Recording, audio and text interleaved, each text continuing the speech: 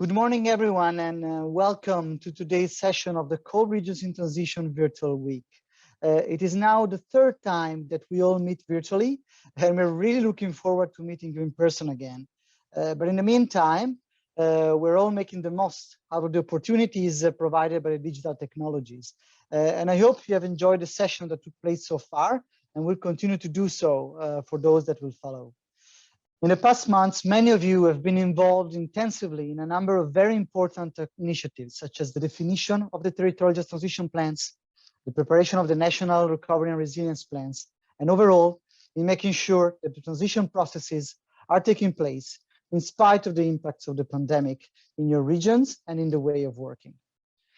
In these months, the Secretariat has been busy trying to support your work as much as possible and maintaining its role of contact points for your requests relevant to the work of the Coal Regions in Transition Initiative. Our work focuses on three main pillars: connecting stakeholders, as we're doing here, although virtually today, providing technical assistance to Coal Regions in Transition, and support knowledge sharing through publication that are made available to all stakeholders through our website. On the publication sides, our new toolkit lays out the different technology options available for coal regions in their transition journey.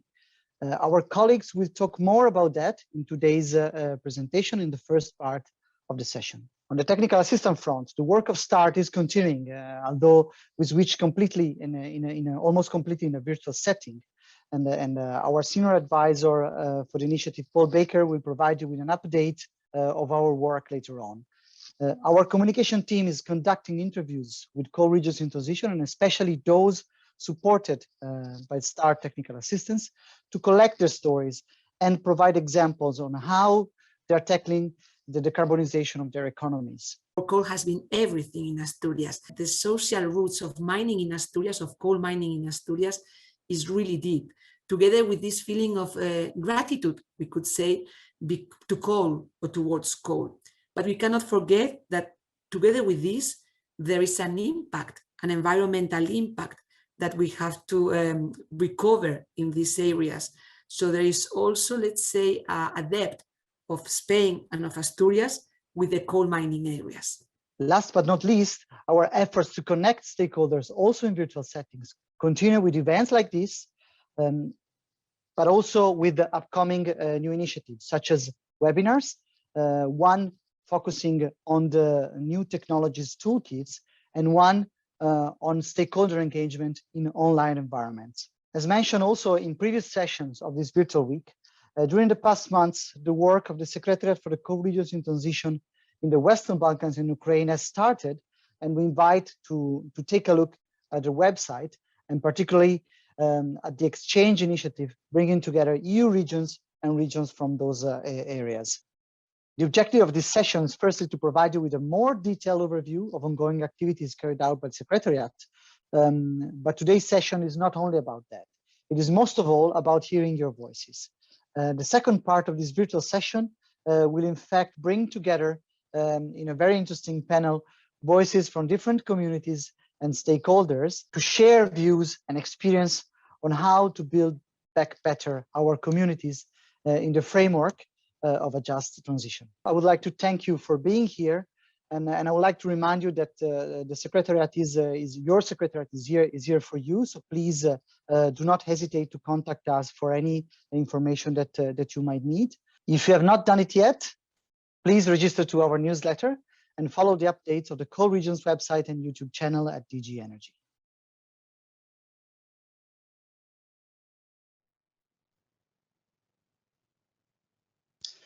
Good morning and a warm welcome to everyone. Before we start with the live parts of this session, let me spend a minute on a couple of things. First of all, I would like to thank my colleagues that have been working very hard in the organization and the technical aspects and logistical aspect of the sessions organized within the Coal Regions in Transition Virtual Week. So thank you very much, Roberto, Elisa, Philip, and Martin for your great work.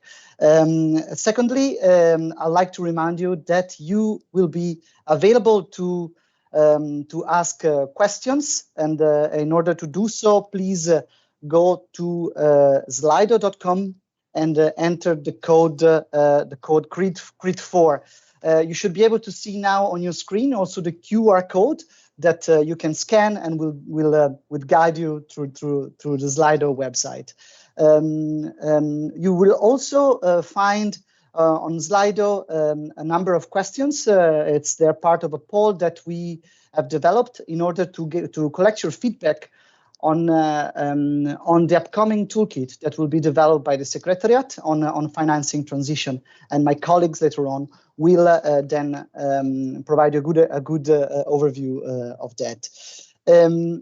Today's session is divided into two main parts. The first part will give you an update on the activities and deliverables of the Secretariat, and my colleagues Paul Baker, Timon Wennert, and Maria Yetano Roche will take care of that.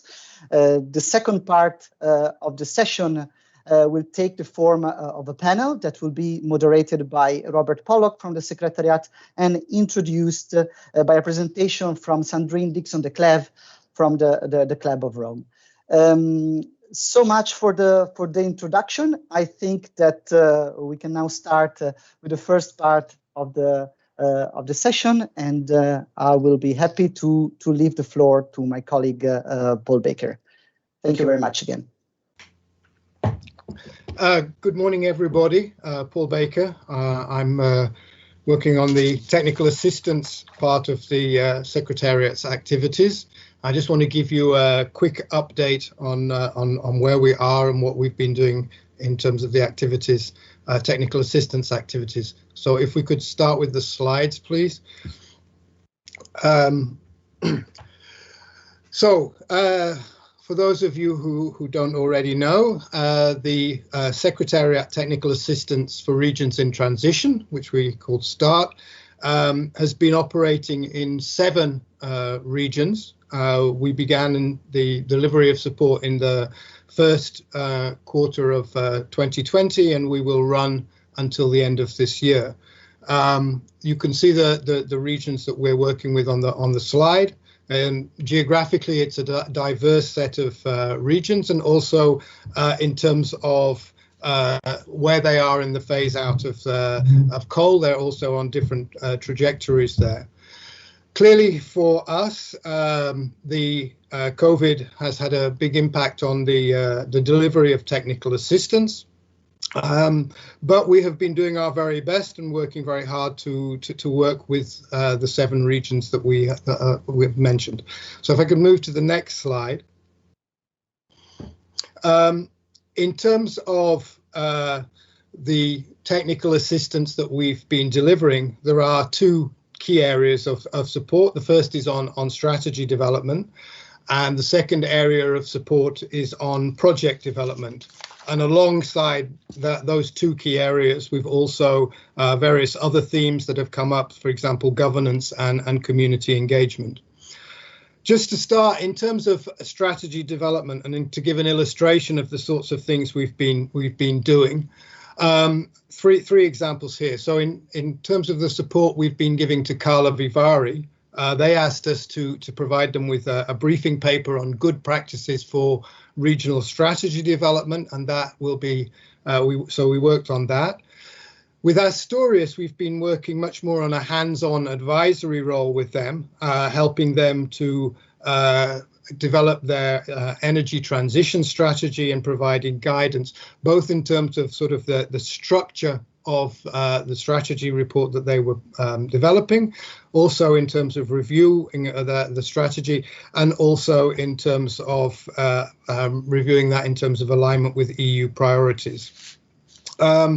And in the Midlands, we worked with them, and we've left them with a guidance document. We've called it a transition pathway, which is also to help them map future transition activities within the Midlands region. If we move on to the next slide. In terms of thematic areas that we've been working on in terms of strategy development, obviously one of the key areas that has come up has been employment creation and skills development. It's a recurring theme across many of the regions we've been working with. And for example, in the Midlands and in Karlovy Vary, we've been providing technical assistance support in terms of advice on measures for affected workers. So both the workers within the coal and power generation sectors, but also within the supply chains for those industries, and also looking at short and long-term employment opportunities and also on skills development. Now, in both the Midlands and Karlovy Vary, we've been doing that at a regional level. But now going forward, we will also be working more specifically with the sub-region of Sokolov, which is the most effective sub-region within Karlovy Vary, and looking there at local level possibilities for employment creation actions. If we can move on to the next slide, please. Other areas that we've been working with. So again, in Karlovy Vary, we've been looking there with them at potential opportunities for actions to support renewable energy. So looking at the potential within the region for renewable energy and energy efficiency measures and possible supporting actions that they could take there. In the Midlands, on a slightly different theme, because it was a very rural area and because that's slightly different from many of the other regions we're working with, we looked specifically at opportunities for rural development for impacted communities affected by energy transition in the Midlands region in Ireland. If we can move on to the next slide, please. As I mentioned, the other area where we have been working a lot is on project development, and that has been consisted in a number of cases of activities which have supported regions, and here we've got examples from Midlands, Asturias, and also now in the Jiu Valley in Romania, where we have been working on them both in terms of support to collect and present projects, but also in terms of developing databases and inventories of projects, and also in terms of the assessment of those project inventories to look at how well they meet the region's requirements, and also their alignment with strategic objectives for transition at a local level and at national level. If we can move on to the next slide. We've also been working more concretely to assist regions to develop their projects, transition projects at a local level. For example, we've been working in Malopolska in Poland, and we will be working there with 4 projects that have already at an initial stage in Western Malopolska, which is the most affected part of the region. And there we will provide support on subcomponents of these 4, actually they're 4 relatively large projects. And just to give an illustration of the topics that we will be working on there, training and skills again comes up. And here we're looking at training and skills for power plant workers that will be affected by transition, but also in the larger supply chain to that sector. Interestingly, we've been asked to provide support for the development of support activities and communication activities to engage and involve women in the energy transition. And one of the municipalities there is very keen to ensure that women are able to participate effectively in the energy transition. And another example, we are working on support to provide information and advice on models and delivery options for establishing an energy cluster in one of the municipalities in Malopolska. Just in the Jiu Valley, there we are working there to help them to develop project concepts for 8 to 10 transition projects, which will be complementary to existing projects that are, or not existing, but projects that are being developed elsewhere within the Jiu Valley region to try and complete the overall inventory of projects that they have in the region. If we can move on to the next slide. On a very different note, we are working with Silesia, and here we're trying to develop actually a tool that can be used by the Marshal's office in Silesia to assess different options for brownfield site regeneration. So this covers both mining sites, but also other industrial sites. We've called this the Transitions Options Framework. So we're working on developing the site, and we will then test this tool on 2 sites within the region, and then hopefully that will come out as a tool which will be available both to Silesia, but we will also look at how that can be extended and used in other regions.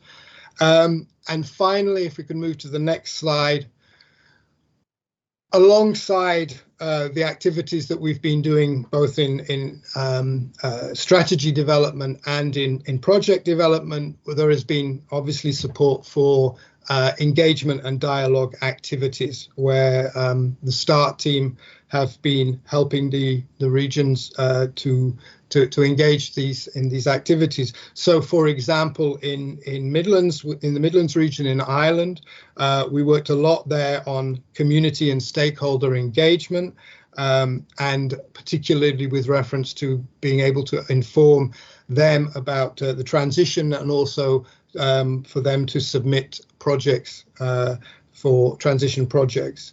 In Asturias, we've done a lot of work there trying to facilitate meetings and workshops between administration, stakeholders and the European Commission, particularly with an emphasis on supporting the alignment of the regional energy strategy of Asturias to EU technology and policy priorities. And we've had a lot of support there from the European Commission in doing that. And finally, slightly different level, we've also in Małopolska, we've worked there, we've set up a workshop for local administrations to help them basically and advise them on the identification of possible transition projects and also on funding opportunities. In this case, it was really to provide them with more information on what's the ongoing transition process, and also to inform them of what the EU policies and EU funding opportunities are. So that's a very quick roundup of some of the activities that we have been doing under the START facility. And as I've already exceeded my 10 minutes, I will now rapidly hand over to my colleague Timon Venhertz, who is going to tell you about the developments in the development of toolkits that he's been working on. So Timon, over to you. Yeah, thank you, Paul, and good morning, everyone. I'm happy to present you some information, materials we've developed, and a new set of a toolkit which deals with technology options. If we get out the overview of that toolkit, next slide, right? It's in a series of support material which we've developed in the Secretariat for the Coal Regions Initiative, and you can access all those materials on the website of the Coal Regions Initiative. Next slide. And as I said, the new toolkit deals with technology options, specifically for those technologies which we thought are important for coal region. It is really a support to get an overview into certain technologies, from the reuse, repurposing of coal-fired power plant, hydrogen, energy-intensive industries, but non-energy uses of coal.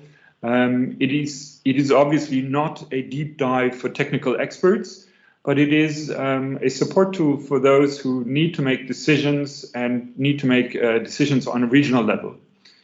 Next slide. The first topic, the repurposing of coal-fired power plants, is an important issue, and actually yesterday we've had a full session just dealing with this topic, so I don't want to go into much more detail, but have a look at the toolkit or listen into the recording of yesterday's session. Next slide. Another issue is, and it goes really beyond the coal mining, which we've addressed very much in the work of this initiative so far. And we expand also into energy-intensive industries. And on the map you see on the left-hand side, hard to picture the details, but you see the intensity of labor, of job intensity in coal mining regions in the energy-intensive industry. And actually, for most coal mining regions, there is more jobs in the energy-intensive industry than in mining, or specifically in coal mining. But there's, of course, interrelations. If you think of steel making, which relies heavily on coal and coal use, but in the future needs also to be decarbonized. And in order to keep the jobs in the region, it is also very important to look into the industries that are interlinked in some respect with coal and coal mining. Next slide. As I mentioned, the energy-intensive industries, there is some very specific challenges, and we need to be aware of that. It is very long investment cycles, and basically, if we look at the objective of becoming carbon neutral in 2050, it is clear that investments that are being taken today, they need to be in line with this very long-term target, because if you look at the hardware in a, for example, steel plant, you know, it's going to stay for 50, 60 years, right? So it is urgent that we need to discuss the technology options, the need for new technologies, which are not really available, but need to be developed. But doing so, and increasingly more regions acknowledge that, it brings the opportunity for drawing investments to the regions to improve the competitiveness of the businesses and really keep the industrial jobs in the region. Next slide. I don't want to go into much detail, for example, for steel production, but if you know the toolkits, we have general sections, but we also try to bring in a lot of examples. And there are examples throughout Europe on all the different technologies, pilot projects that are going on and that are interesting to learn from. Next slide. One issue related to steelmaking, but related to the energy transition in general, is the role of hydrogen. We've had also sessions where this came up again in this week in the last event. The hydrogen will play a very important role in the future energy system, with the caveat, we don't know which role exactly. What is really the exact amount of hydrogen? There's a lot of insecurity. We know generally what the uses will be, but in detail, where will be the priorities is still debatable. But even more, coal regions need to think about this issue. Next slide. There is an EU hydrogen strategy, a roadmap that has clear targets, and it's clearly that there is going to be a ramp up of massive hydrogen production and a greening of hydrogen, making hydrogen production carbon neutral. Next slide. We have seen from regions that hydrogen is not a single, just one spot, but it really is regional strategies, and it depends very much on the capacities of the region, the infrastructure, the availability of transport, for example, ports, the link to renewables, the amount of renewables in the region, but also the use, the demand for hydrogen is very different. So many regions are actually developing a hydrogen strategy for the region. And we hope with the information we gave in the toolkit to support those strategy development. Next slide. Enjoy the toolkit. And having said that, I want to give a glimpse that there will be another toolkit coming up. It will be a toolkit on financing the transitions. I hand over to my colleague, Maria, to introduce what we're up to there and tease you with some questions and ask you to help us develop this toolkit.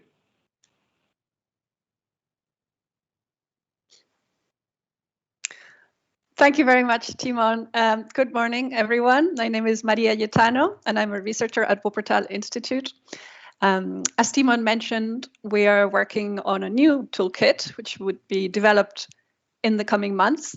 And this one is focused on financing the transition, and specifically on mobilizing EU sources of funding to regions and effectively mobilizing them so that they are sorting, they are realizing the targets of the regions.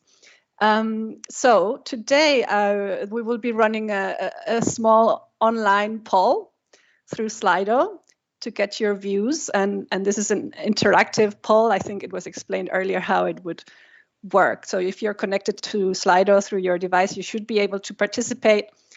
My colleagues from Ecoris will launch the poll now. But first, I would, and while they do that, I will walk you through a little bit about what the toolkit is going to do. Thank you. Again, like for other toolkits that have been developed, the target audience is local and regional actors, especially. In this particular toolkit on financing, we really want to target all the actors that are working at local and regional level, including SMEs, civil society, but of course the local government and agencies that are trying to mobilize EU financing. The toolkit will have two main areas. One is an orientation to the EU financing landscape that's relevant to coal regions in transition, and giving examples of how some coal regions have gone about using it. The other second part, most I think useful for many actors, will be some guidance on how to effectively mobilize the EU funds at local and regional level. So this might include development of regional financing strategies based on the transition strategies, the role of regional and local development agencies that they can have in accelerating the access to funds, building capacity, innovative approaches to financing, and the blending of different sources of finance, etc. So that's what the toolkit would focus on. Now, the poll should be already launched, and some of you might be already participating. So I'm going to now walk you through the questions that we are asking in this interactive poll. The first question is regarding main families of EU funds, and the question is, which of these do you think will be most important to finance transition projects in your region or in the region that you're most involved with? You will see the different options there. We have the Just Transition Mechanism, the Recovery and Resilience Facility, the various regional cohesion funds, research and development funds, and others. While you continue to answer on that question, I can also walk you through the next question, which is, which of these the same sources, the same list of EU funds, which of those would you most welcome guidance on? And again, the list is the same. We have there the Just Transition Mechanism, which of course has several pillars, but so where it concerns to coal regions, that's where we would like you to tell us how much of it is a priority for providing guidance.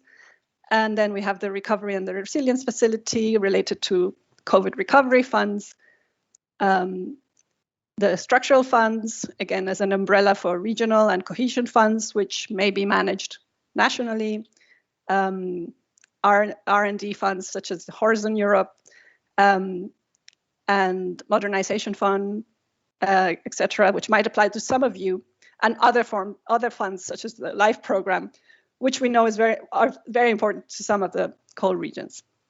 Right, and the third question is open. We would just like you to think of a keyword, one, maximum two keywords that come to mind when you think of challenges in accessing EU funds at regional, at local level to finance transition projects. So this is an open question, and we look forward to your brainstorming here. Now I will give you a few more seconds to finish your answering to the polls, and then we will walk through the preliminary results.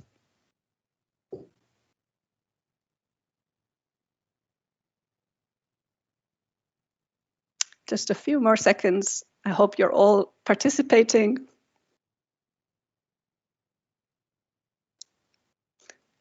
And as you can see, the results are live, so they move a little bit.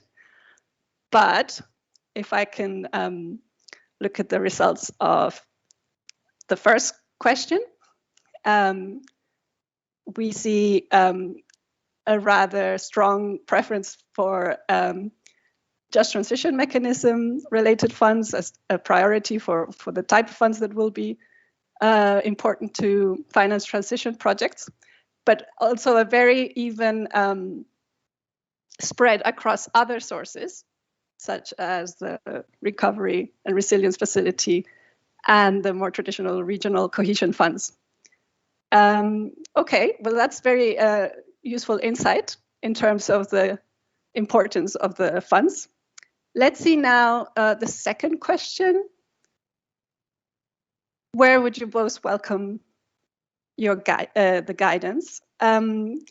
So here we see, again, a strong preference for guidance on how to mobilize just transition mechanism funds, and also an even spread across other sources of funding, including for all three main categories: recovery and resilience, structural funds, modernization and innovation funds, and other funds.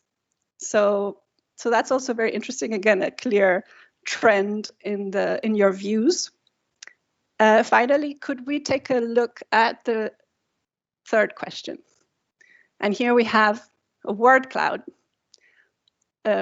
which kind of reflects views from all of you on the challenges, and we see there the capacity to develop projects at the local level, an issue of the linking up to national strategies and plans, information sharing or access to information regarding the funds, and the timely access to information. The definition of project ideas. This is, again, taking a step back before project finance. This is indeed what, as Paul was explaining, a lot of what has been up to now the work of the initiative in the focus regions of the START program. It's the ideas, project idea definition. We have there very comprehensive point on the absorption capacity of the regions and the local governments, and on dependence on grants. And maybe that points also to the need to mobilize other sources, alternative sources of finance, such as perhaps from local tax revenues or private financing, etc. As this keeps changing, I will comment only on the point on the match funding. Yes, I suppose that has to do with the blending of finance with local resources. And with that, I think some questions might be still coming on. We would leave this open for you to add a few more ideas. But it's great to see that your views are converging with some of the things we have been finding out in our needs assessment. So thank you very much. This is the end of this poll. We would, however, like to invite you to give further views. If I may ask to move back to the slides.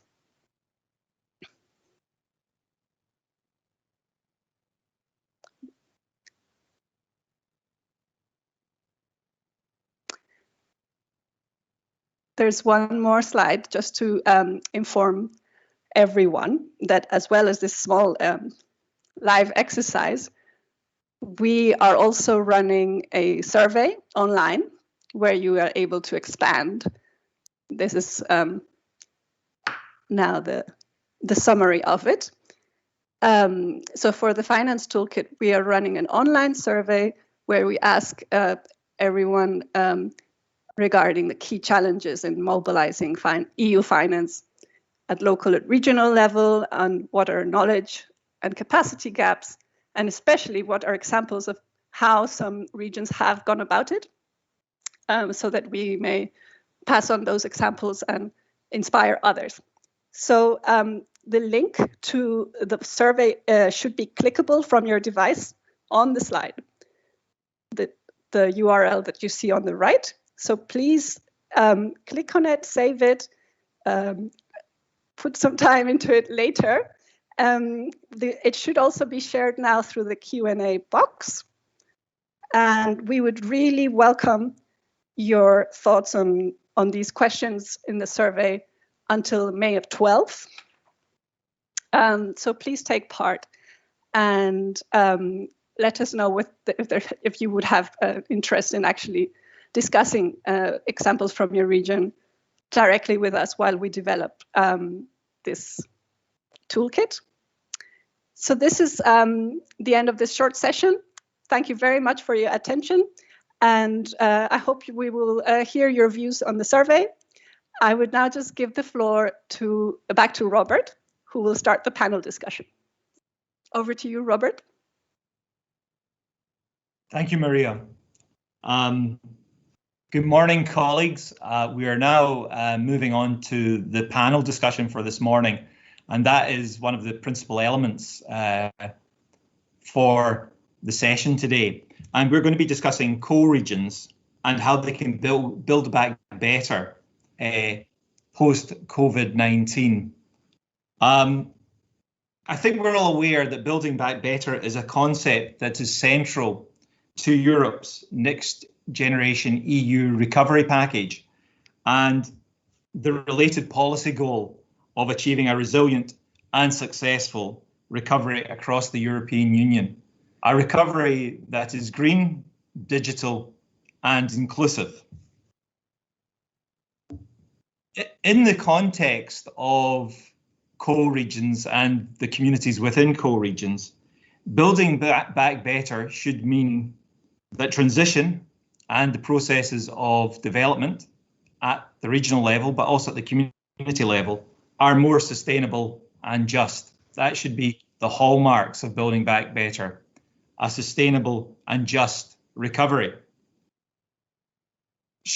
Surely building back better should be an opportunity to ensure that co-regions are not just survivors of transition, but they actually thrive through the process of transition. And I'm hoping that is a discussion that will come through this morning. How do we ensure that regions not only survive, but thrive in the process of transition? And I think that is a key measure for building back better, that regions are not victims, but they actually, in the future, become successful, functioning regions with successful, dynamic communities. And I think it's always worth remembering, I think it's actually always worth remarking that co-communities have disproportionately suffered from the impact of decarbonisation. So surely it is only fair that co-communities disproportionately benefit from building back better. And again, this is something I think we'll be exploring in the discussion. How do we ensure that co-communities disproportionately benefit from building back better? We do have a window of opportunity to ensure that the building back better agenda is seized. We're aware of new technologies, digitalization reshaping our economies, and we see new policies and new funding instruments emerging. And many of those new policies and instruments we've talked about this week. We've spoken of the Resilience and Recovery Fund. We've spoken about the Just Transition Mechanism. We've talked about the new programme for the cohesion policy funding. So there is a window of opportunity in the coming months and coming years to seize this agenda for building back better. But a note of caution, windows of opportunity open and windows of opportunity close. And we have to be aware that we have a very time-sensitive opportunity here to respond. So how do we go beyond the intent, the policy intent and the policy rhetoric of building back better? And how do we make building back better a reality on the ground in our regions and in our communities? So I'm delighted that this morning that is the subject for our panel discussion. And we've brought together diverse, new and innovative voices to discuss this topic. Vital voices and perspectives that I think will contribute to our understanding of how we build back better in our regions and our communities. Now, as ever, we want this to be a discussion, an interactive discussion. And so I can only encourage you as much as I can to ensure that you do actually use Slido to put forward questions to the panel, or even to make statements or observations about building back better. So please, if you've not registered with Slido, it's very simple. Go to slido.com and put in the password CRIT4. So there's a bit of homework for you all, a task for the moment.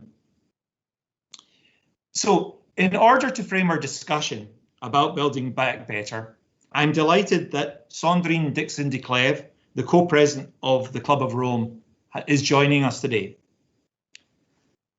The Club of Rome has been operating for over 5 decades, promoting innovative research, debate, and policy design to facilitate sustainable and equitable development. The Club of Rome has been at this a lot longer than many other agencies and organisations and actors.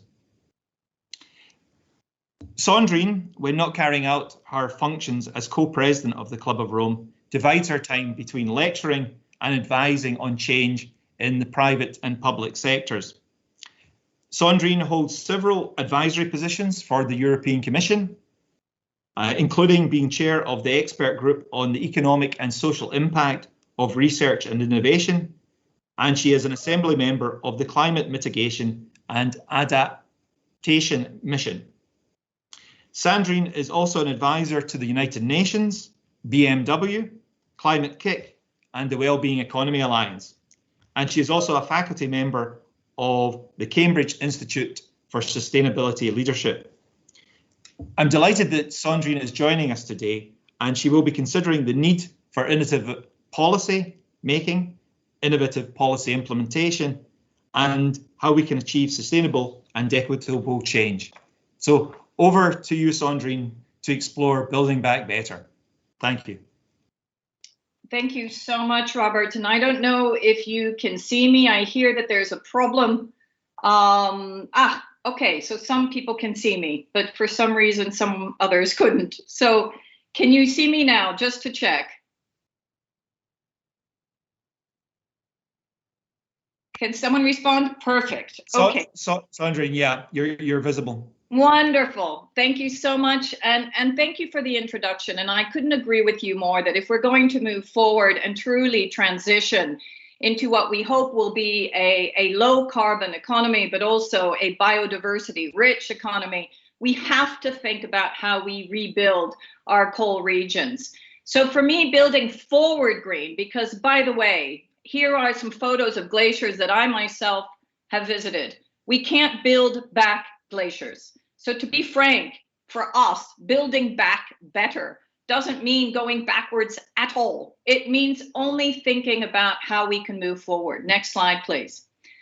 And that means that in particular, we have to take into consideration the contextual piece. And so I want to lead you through the context very quickly and then bring you into how I see coal regions. And as you indicated, bringing communities on board with us. The large scale changes are already underway. We basically already know that we have small island states that will be underwater in the next 9 years. So by 2030, we now have these wonderful emission reduction that we are calling for, whether it be 55% in the European Union, now under the Biden plan, 50%. So we know in the next 9 years, we have to literally halve our emissions because we're having such incredible impacts on our planet, but the feedback loops are already happening now, and we are going to have to move very fast. So how do we do that? Next slide, please. We need to take into consideration the social tipping points alongside our planetary tipping points. We have to take into consideration mass movements, political progress, market forces, and technological disruption. But we can't be only technological in our thinking. So if we're going to shift from coal, we can't just think that just by replacing with renewables is going to be sufficient. We have to bring people on the journey and communities. This is going to be the fastest economic transition in history. And what we want at the Club of Rome, and also with our partners in the Planetary Emergency Partnership, is to move towards zero carbon, zero loss of nature, but zero poverty and zero pandemics at the same time. Next slide, please. This means that we're going to have to take into consideration how we translate some of our thinking, our European Green Deal, for example, into a systems approach, putting in place key principles that look at people, planet, and prosperity at the same time, and then applying that across core system level orientations. If you just click a few times, you will see that what we've done with Janusz Potocznik, actually the former Commissioner for Research and Innovation and Environment, is to look at 30 system level orientations, which then break down into new economic ecosystems that look at what we need to do in the area of energy, mobility, buildings, etc., with 50 plus champion orientations. Next slide, please. So this next very important decade is going to have to think through a systems approach, but also take into consideration the incredible learnings from COVID. What did we learn from COVID? One, transformational change is possible, and it highlights the importance of resilience to a multitude of convergent shocks. So we need to learn from that experience. We need to look at technology, governance, and socioeconomic systems, which are actually currently mutating to respond to the crisis. So falling back to 20th century models of growth, planetary destruction, and inequality is not an option. But how do we actually bring people forward? So we need to exit first from this pandemic, clearly thinking of the recovery plans as a way to do so that builds forward in a very different way. Then we need to also think about the recovery through the European Green Deal, the just transition plans, bringing into tripling of investments in renewable energy instead of fossil fuels, investing in nature and restoration, investing also in sustainable food systems and regenerative agriculture, because it all goes together, and shifting to a more local, circular, and low carbon economy. And when you look at those communities that are focused on coal for the moment, we have to shift some of these areas of development to them. They don't want to leave their communities. They want to continue to be in their communities. They're not necessarily attached to working in a coal mine, but they want to stay where they are, with their people, with those that actually are the ones that have supported them throughout their entire lives. Next slide, please. What we've done through the European Commission Research and Innovation Program is start to look at how we can protect people, planet, and prosperity together, prepare them better for the next crises, and then transform society, economy, and regenerate the planet. So this Protect, Prepare, Transform initiative that is part of what is the Economic and Societal Impacts Research and Innovation Hub that I actually lead as a chair is very much looking at the interrelationship between research and innovation, cities and regions, all different types of communities, and then very importantly, the value chain, industrial value chains that we can rethink and redesign in new industrial zones, which is so important for the coal communities. Next slide, please. Coming now to what are we going to do in terms of energy? And let's look at the greenhouse gas emissions from energy. And we all know that actually they're going down. And with the price parity of renewables, this is incredibly helpful. But we need to remember that industry needs energy, that buildings need energy, that transport needs energy. And therefore, we need to think through a systems approach of how when we do shift out of coal, as we're doing now, we bring in not only supply mechanisms, but also demand mechanisms. Next slide, please. And that is why in the Planetary Emergency Plan, we have been very clear about transforming our energy systems. Now, I'm showing you the slide on how we do that, but I'm not showing you the other slide, which, by the way, we have just because of limitations in time, which is around the human dimension. The fact that we cannot halt all fossil fuel expansion or production and ensure that we actually shift subsidies unless we make sure that those shifting of subsidies and that revenue is not only looking at renewables or energy efficiency projects, but is also going to people. It's also looking at upscaling. It's looking at skilling. It's looking at new types of training programs and the way in which we can work within those communities to ensure that they still have livelihoods. Next slide, please.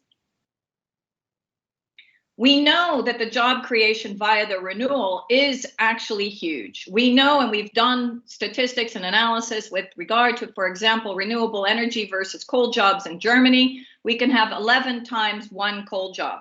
We know that this is also the same in terms of agriculture and also in terms of the circular economy. Now, the question is, do those coal workers want those jobs? And that is also going to be key. And that is why we have to think about a systems approach rather than just thinking about replacing one job for another job. Next slide, please. And this is why we've also been thinking about, through our compass approach with Janusz Potocznik, the way in which we can look at nascent industrial champions. And how do we start to build these industrial zones around these industrial champions? We know that we need healthy food. Next. We know that we also need a built environment that is going to be totally decarbonized. Intermodal mobility, so diversification within the mobility sector. Next. Consumer goods and the way in which we produce. And if you just keep on going down the list, you can see that to underpin the above shifts, we're going to need nature-based solutions, new energy solutions, new types of way to look at circular materials, and information and processing. So an IT industry that is totally optimized for people, planet, and prosperity to include this shift. Next slide, please. And so what we've done is we've put together in this systems approach a series of interrelationships between different sectors. And I know this is small, but what I want you to focus on is just to remember that in this transformation, we have to think about new economic ecosystems. And we need to think about those ecosystems that are meeting specific societal needs, that support the fulfillment of multiple societal needs. So new energy, as well as new mobility, as well as new ways of feeding ourselves, so more localized agricultural programs as well. And communities, for example, in Eastern and Central European countries, many of whom are going to be impacted by this, could actually also invest differently in different sectors if we were able to create those transfers of knowledge and also enable them to do so that they can be thriving within their own communities and not just depend on coal as they've been doing so their entire lives. Next slide, please. So this enables us a series of different development opportunities and is very systemic in approach. Next. I'm coming to the end, but I think what's really important is to rethink the entire system. Again, redefining versus just refinancing. We talk about financing change, but we also talk about changing finance. We talk about thinking about all the different areas where we need to shift that finance, again, to bring people on the journey, to transform those industrial sectors so that those people have jobs and livelihoods to go back to. So we need to look at public finance, we need to look at the central banks, we need to look at InvestEU and the EIB, private finance institutions that are really shifting their capital thinking in this way, and then private finance facilities. Next slide, please. And what's interesting is that we're also starting to see that this systems approach is already enabling some communities. So the donut, for example, has been put in place in several different cities across Europe, including Amsterdam. And if you push on the next button, you'll see that what the donut does, Kate Rayworth, who is a member of the Club of Rome, has very much unpacked that safe, just space for humanity that looks at the planetary boundaries and the social implications of the transition. We currently, and we have to remember this, fail to meet basic human needs. We need to think about the planetary boundaries, but we have to also, especially post-COVID, think about how we ensure that no one falls short of life's essentials. How do we not overshoot, but also bring in those social implications that are so important? So the donut is a compass for human progress for this century. This is being applied even in some industrial zones and industrial cities in terms of rethinking their approach. Next slide, please. And I think most importantly, next, if you go to the well-being economy, this is where we're really starting to see a shift. Scotland was one of the first, with New Zealand, Finland, Iceland, who adopted the well-being economy, looking at economic indicators, societal indicators, and environmental indicators together. They have applied this approach also across some of their industrial zones, where they are rethinking their industrial zones. And by the way, Bulgaria is doing the same. Old coal zones where they're reinvesting in very new different types of sectors, so keeping the communities there. But I think this systems approach, which takes into consideration this trilogy of economic, societal, and environmental indicators together, has proven to be incredibly resilient during COVID. And my last slide is the following. There is no single answer or magical solution. We have to look at this systemically. We have to think through the social implications, ensure that we transfer the capital to those communities that need it most, but bring in new thriving economic ecosystems that will enable them to feel empowered, but also to feel that they're part of the system that we're trying to create, which is decarbonized and thinking about biodiversity loss. So planetary, human, and also economic systems that go together. Thank you so much. Sandrine, thank you so much for such a significant and important scene-setting contribution. As ever, you've been able to take things that are very high level, weave them together, and explain the significance, not just at the global level, but at the regional and local level. So it was a very powerful articulation of the journey that lies ahead. And what strikes me is we're just at the beginning of this journey, and we really have to find the tools to allow us to move on that journey. And I think that final slide, which you showed us, of the need for collaboration is vital. There is no one silver bullet. There is no one principal actor. Actually, it's incumbent upon all of us to be agents of change. And that is going to be a very big change in behavior and culture in the regional development community when we see that actors collectively are the solution, and not just one or two principal agencies or organizations. I think you've very neatly summarized the challenge and the opportunity. So I think we will now turn to the panel to give their thoughts on how we achieve a Building Back Better agenda in the coming years, given that time is short, both for the session and both for humanity. And I'm delighted, Sandrine, that you will be joining the panel as well. So I'm sure there will be questions for you. So what I'd quite like to do is introduce the panel in turn and let them, each person, have a few minutes where they reflect on building back better from their own context. And I'm delighted that we have a varied panel today, representatives from regions, representatives from NGOs and trade unions. So our first panelist this morning is Dr. Rumyana Grozeva, and she is the Managing Director of the Regional Economic Development Agency of Stara Zagora in Bulgaria. And the region possesses Bulgaria's largest coal deposits and has a mature energy and industrial sector. Rumyana is a doctor in economics. She has over 20 years experience in the field of regional development, 20 years experience of managing projects, with EU funding and targeting different aspects of the Sustainable Development Agenda. She has also, since 2018, been project manager for the Decarb project, which is an Interreg Europe project. And this is a project targeted at low carbon economic transition.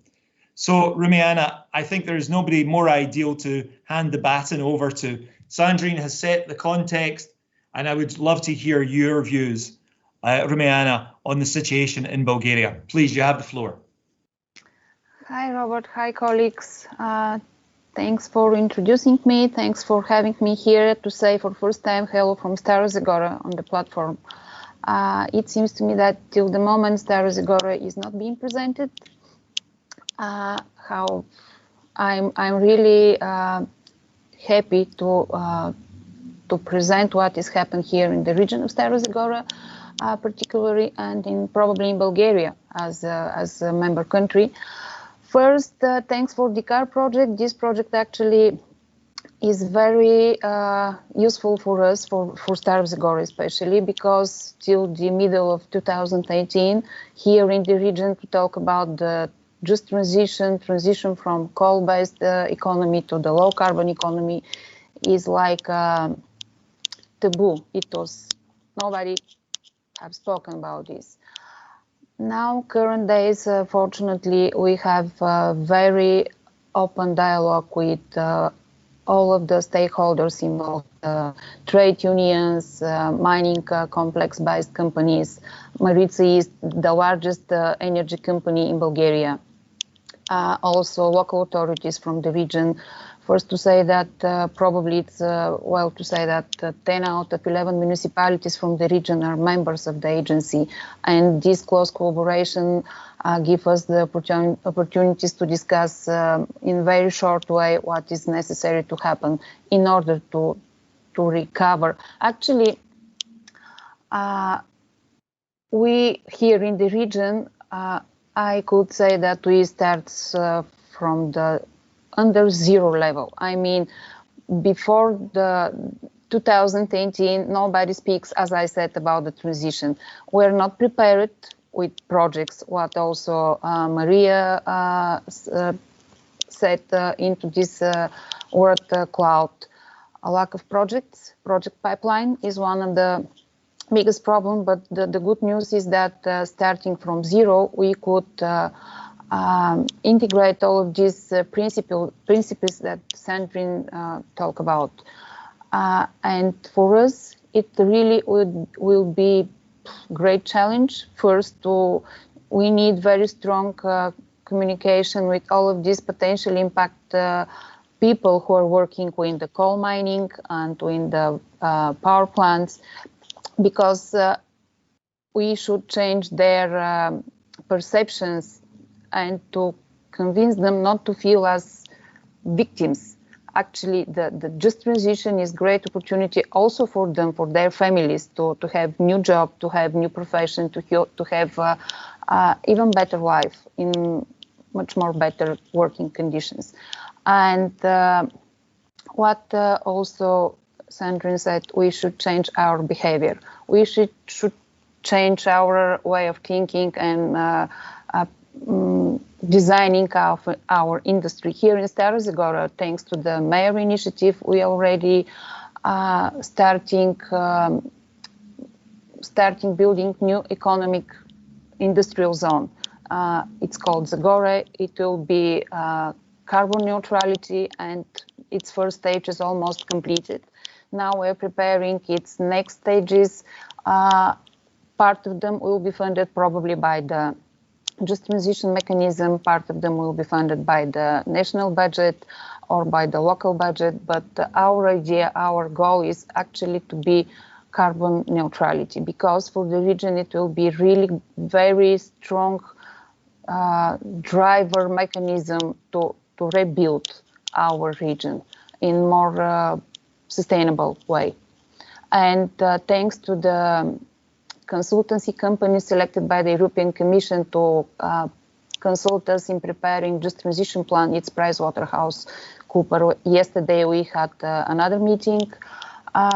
the dialogue is really open, and all of these steps that should be done by the stakeholders, because the plan should be prepared by us, by all of us who are working or living here in the region. It seems to me that this process will be really successful in its end. Thanks. Rumyana, thank you so much for that contribution from your perspective in regard to Stara Zagora. You know, some very powerful messages there. And I think, you know, your point is you feel sometimes you're starting from zero.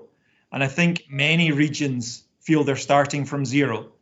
And that point you made about the project pipeline is a very powerful one and a very pertinent one.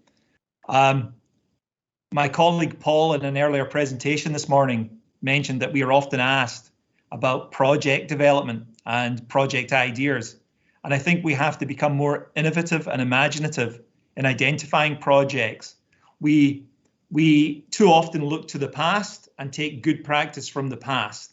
And what we have to do is begin to look at projects that can build bridges to the future.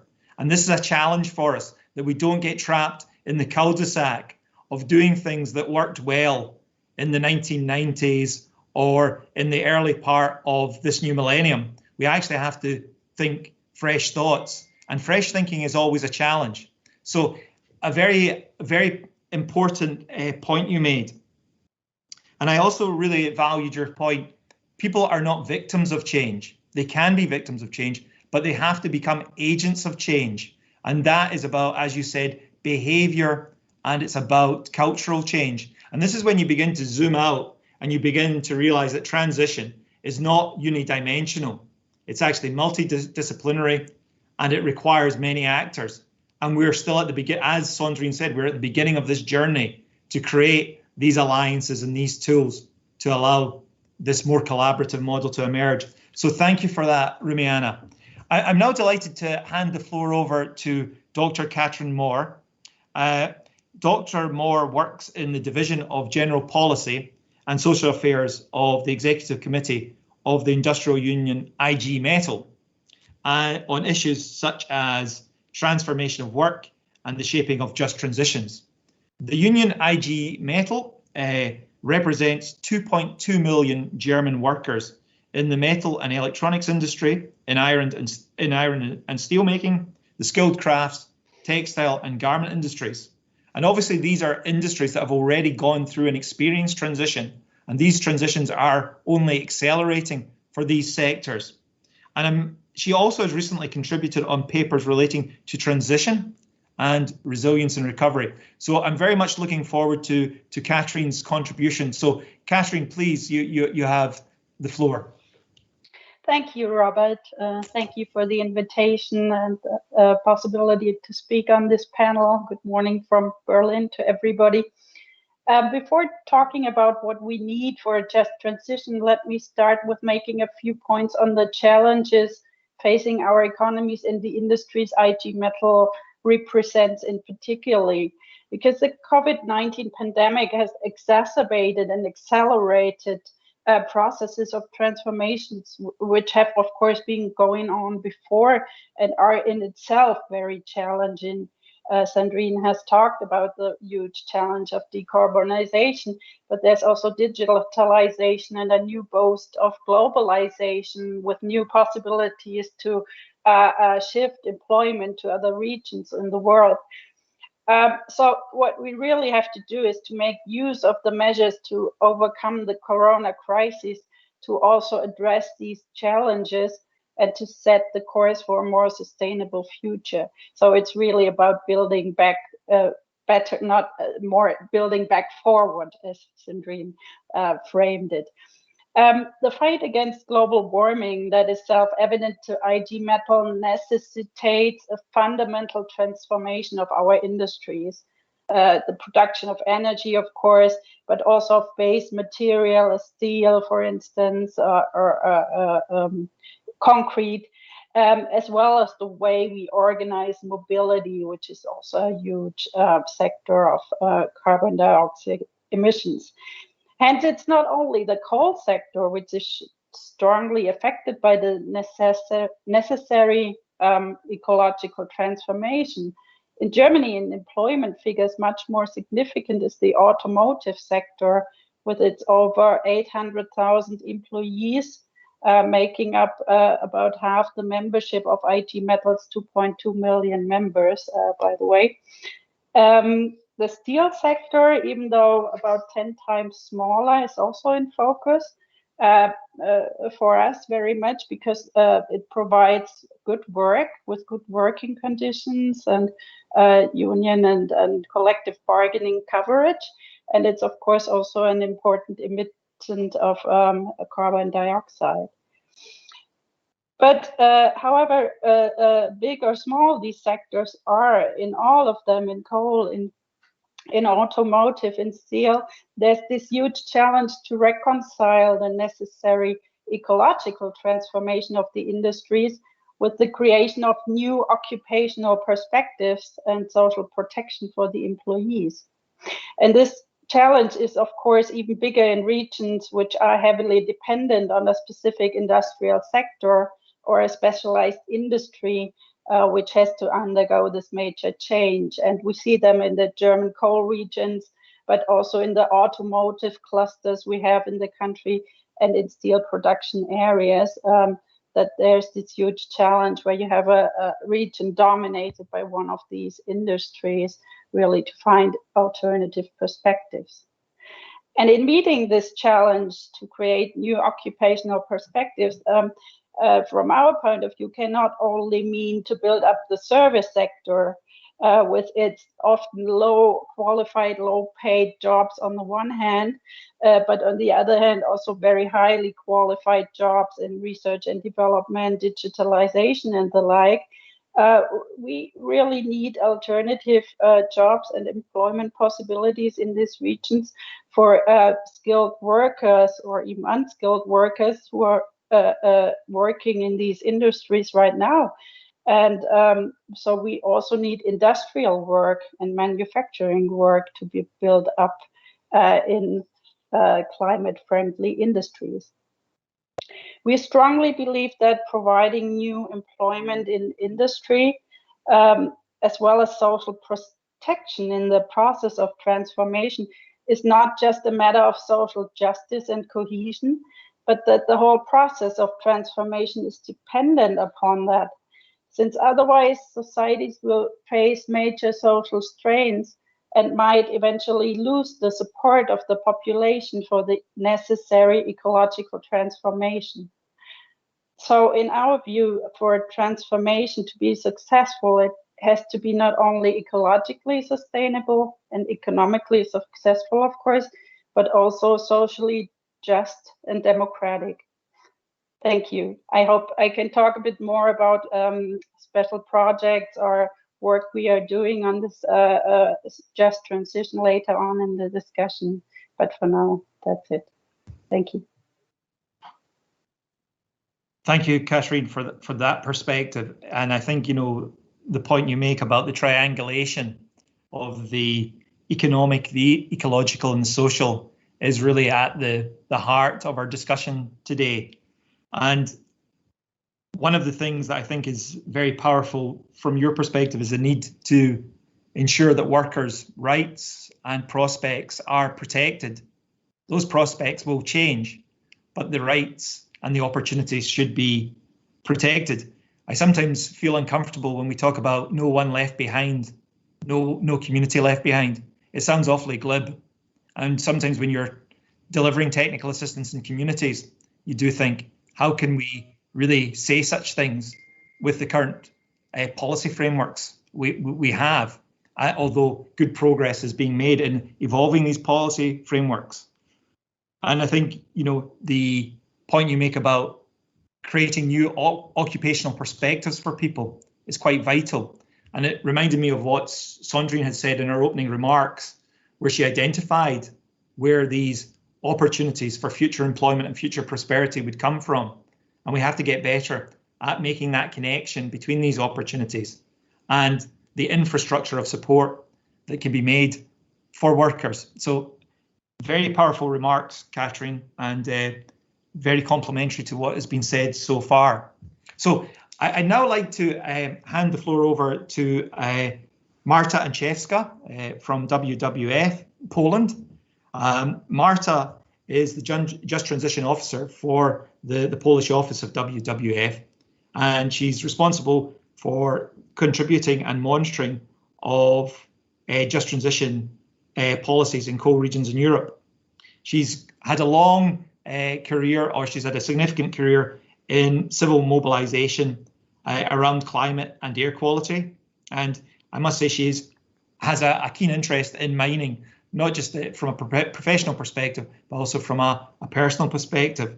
And she has also undertaken research into Polish mining communities, migrant communities in France. And I just think this just emphasizes that coal mining has always been an internationalized industry. And so as we think about these regions beyond coal, we have to recognize it also in an international context.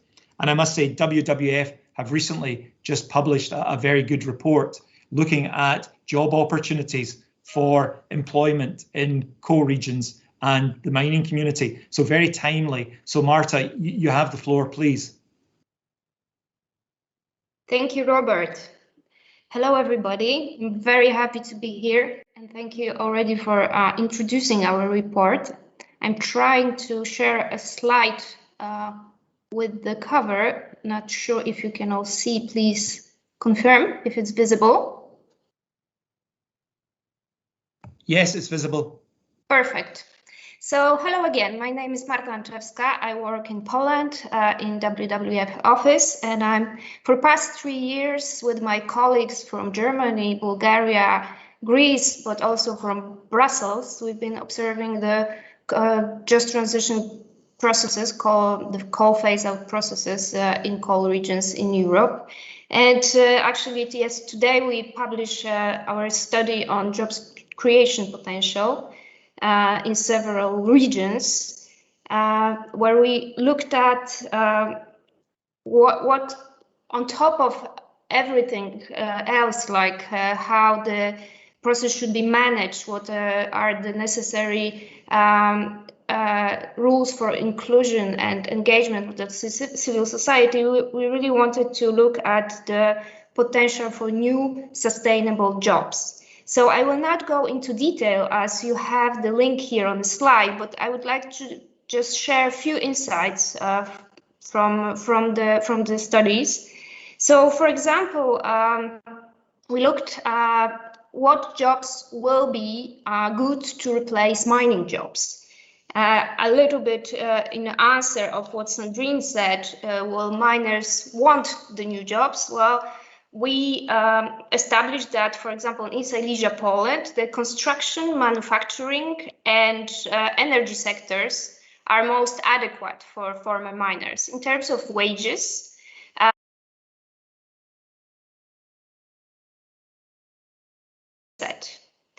in Greece, for example, where the mining is based on lignite extraction, land repurposing and power plants decommissioning offer the best prospects for former miners, but also circular economy for waste management purposes, as this is a very strong sector in Western Macedonia. So you can find more in our report because the general feeling is that the jobs are there, but we think that in order to assure safe transition, we also need to carefully look which jobs are good enough and offer really good future for former workers, and carefully help them transition into these new positions. Another conclusion from the report is that, of course, it all requires a proper investment and time in order to bring effects. For example, for Bulgaria, we established that a 3-year period is needed in order to show the effects on the local economy. So the returns are not immediate, but the general outcome and general message is positive, and it gives hope, because it says that the amount of newly created sustainable jobs can really compensate for all those lost in mining. So now the challenge is actually, as it was mentioned before, to put forward good projects that can address this opportunity. So from my perspective, working in Silesia and Eastern Wielkopolska, but also observing carefully what happens in other coal regions in Poland, we have 6 of those, I see that the Build Back Better agenda will be a challenge, because it requires from local authorities who are at the forefront of programming the funds and programming the interventions to look at in a really long-term perspective.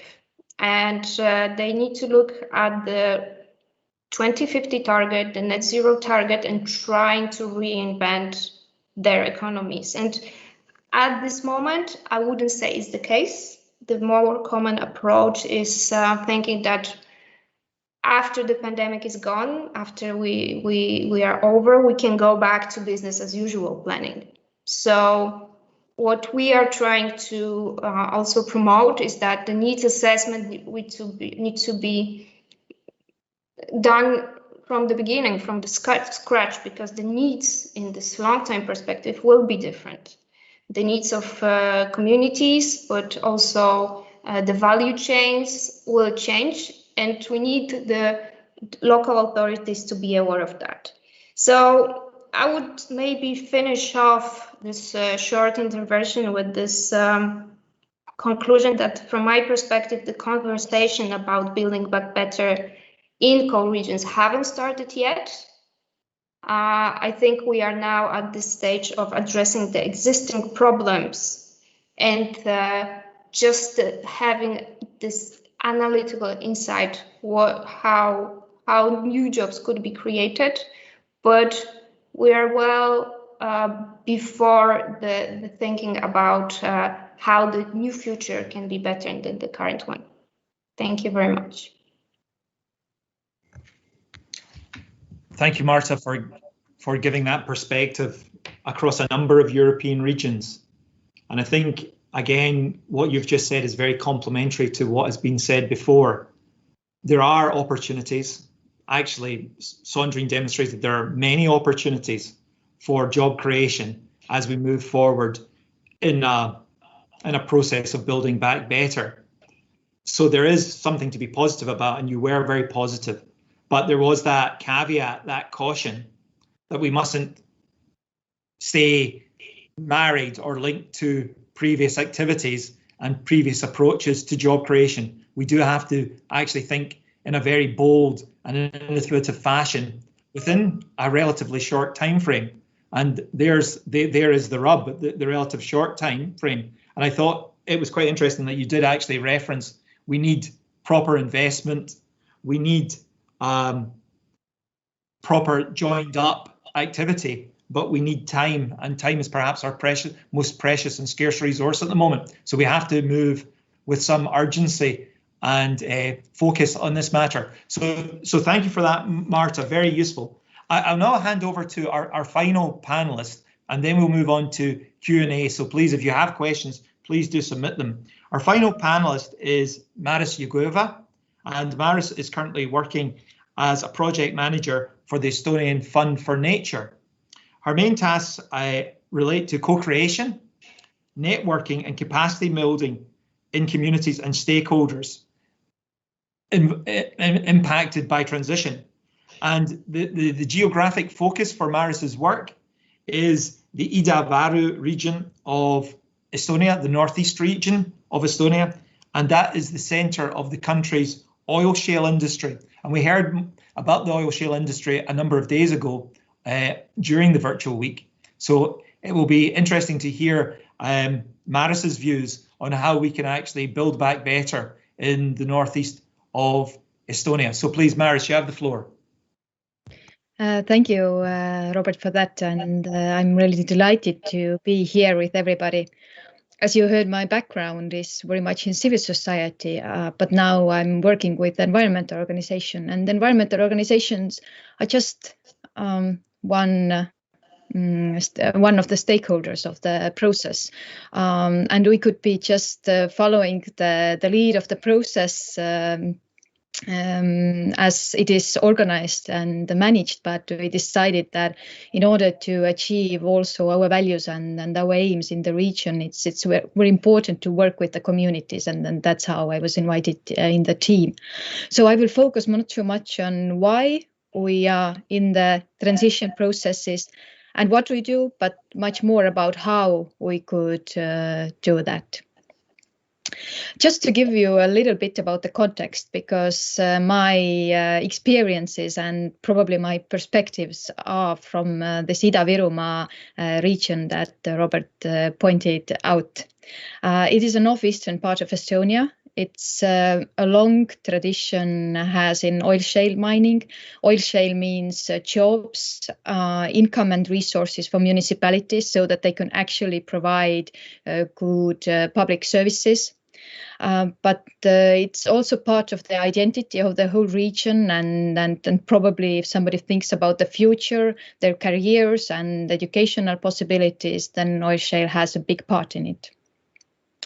But also the region is quite special because it has cultural differences. It is a region for many and home for many Russian-speaking minorities in the region. And last decades have been quite difficult because of high unemployment rates,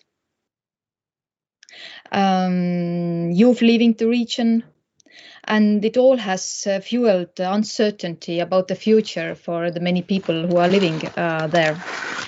So what we see is that just transition is not only about restructuring of the economy, cutting emissions and providing different jobs, but it is much more about social relations and social capital, and people also believing in the future that we are trying to build.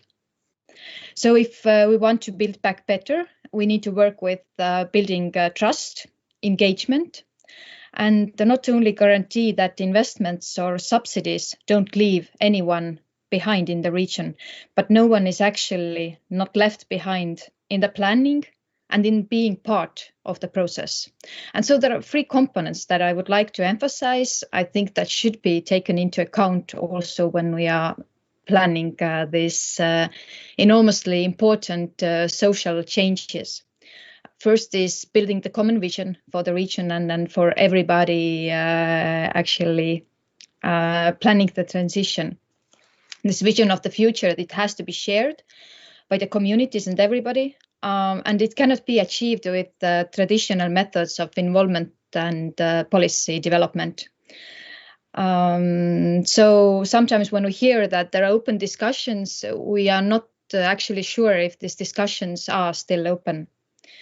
That's how co-creation methods, they actually help in these situations. They help participants to talk to each other, to understand their part in the process, to make sure that all needs and views are taken into account, and to understand what is actually behind the nice words that we hear so much when we talk about the processes that need to lead us in the future in 10 or 20 or 30 years. And it helps to understand where we are actually transforming, because if we are talking about just transitions, there is anyway we talk much more about what does the just mean, but where does the transition has to lead us is sometimes the question. It helps to build social capital, and also the trust that I pointed out is so much needed when actually we would like people of the change. Secondly, coherence of the plan, but not only the plan, but there has to be coherence with other policies that the government and then probably European Union is also providing and leading.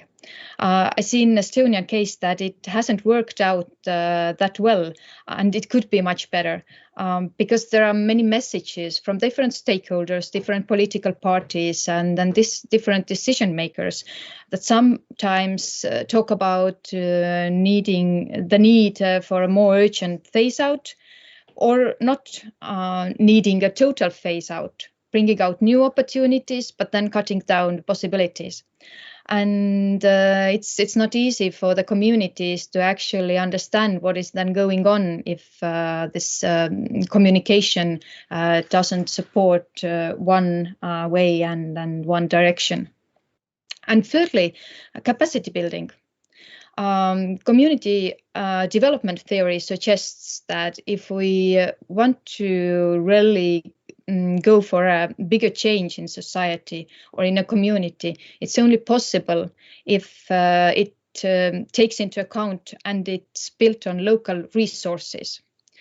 Resources that the stakeholders and community members and everybody who's part of the change, they can control and they can use, so that the change is not dependent on outside resources just.